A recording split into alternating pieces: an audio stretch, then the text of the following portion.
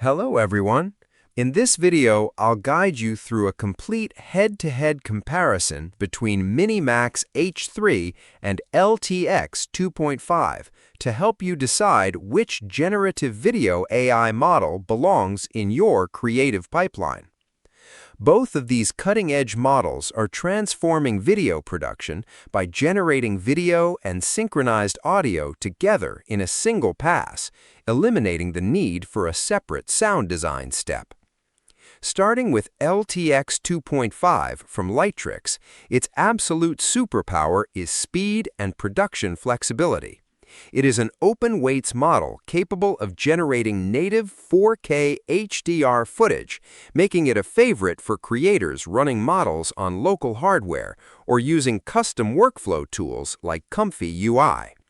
It also excels at multi-shot sequences and quick iteration for commercial ads. However, LTX 2.5 struggles with rapid, complex motion, often introducing warping and visual artifacts when characters move too fast. On the other side, MiniMax H3 focuses heavily on photorealistic consistency, dynamic motion control, and high-fidelity audio-visual synchronization. It tracks complex physical movements, maintains character details across reference frames, and delivers superior audio synchronization. The main drawback is that H3 is slower to render, heavily compute-intensive, and relies more on hosted API services rather than easy local execution.